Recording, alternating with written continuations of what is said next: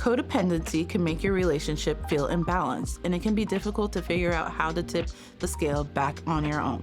I am Adrienne Washington with Sandstone Care. I have 7 years of experience in helping others navigate their mental health, and I can tell you that codependency can be incredibly challenging to overcome. But with the right tools and techniques, it's entirely possible to break free from the unhealthy patterns of behaviors. In this video, I'll be sharing practical tips to help you overcome codependency and start living a healthier, more fulfilling life. Tip number 1 for overcoming codependency is to be aware of your attachment style. Codependency usually comes from a place of familial background and knowing how to support one another. So there's probably a background of learning to work together with people that you lived and grew up with. But there also is usually a base of anxiety there. So knowing where the stem of that anxiety is coming from is always a foundational support. Attachment style number 1, a secure attachment. A secure attachment is based on the child knowing that when their caretaker left, that their caretaker was going to return and was going to meet their needs. So as we continue to grow up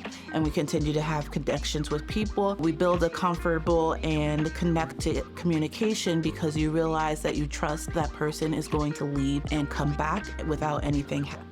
A fearful attachment is really based on the fact that there was some inconsistent caregiving going on, so you didn't know if that parent was going to come back or they were going to leave you and if those needs were going to be met. So as we grow up, we don't know if the people that we are connected with are going to leave or come back, and then we take steps to keep them in our lives. And that's usually sometimes where we see the base of codependency because we're looking to keep our secure attachment even though there's a fear that that person might not come back. Attachment style number 3 is a fearful avoidant. So having a fearful avoidant attachment style was kind of some mixed messages, not knowing if the caretaker was going to come back or meet your needs. So as we grow up, again, you'll see a more larger presence of that codependency because you're fearful that that person is going to leave you and you're going to do everything you can to keep that person with you. But as that person comes in, sometimes that feels uncomfortable because you didn't actually receive that close-knit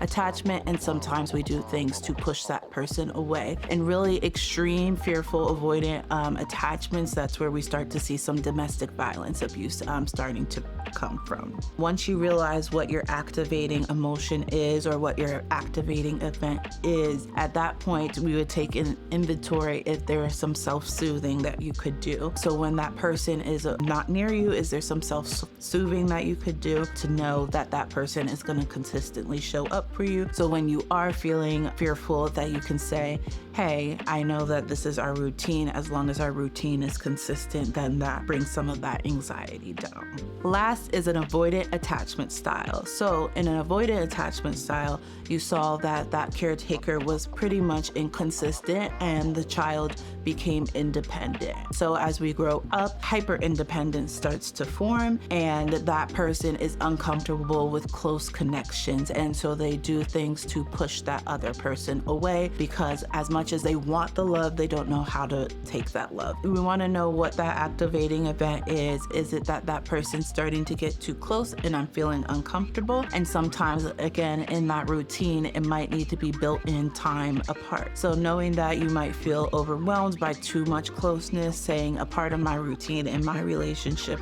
I need to know that there is, set time where I can have alone time and then come back to that. Always seeking support in that attachment style will always go a long way in having fruitful relationships. So people would think that couples counseling might be the first step, but it's really on an individual basis first, exploring with a licensed mental health professional why you're having some of those triggering events, where that is coming from, and resolving some of those inner childhood needs that you might be seeking from a partner. So if you're noticing that the partner or the family member is not willing to provide the supports that you need, then appropriate boundaries would need to be put in place. From a relationship standpoint, we would definitely evaluate if that's the most productive productive relationship for you to be in for your own mental health and your own good. From a family standpoint, in extreme measures that may mean, putting some very hard boundaries and maybe even ending communication with family if needed. But there's also always a way to put boundaries in place. And when that boundary is not respected, then you can remove that boundary. So saying, if you continue to talk to me in an aggressive manner, I am going to end this conversation. If that person continues to speak to you in an aggressive manner, you do end the conversation so they respect and see that you are going to uphold that boundary.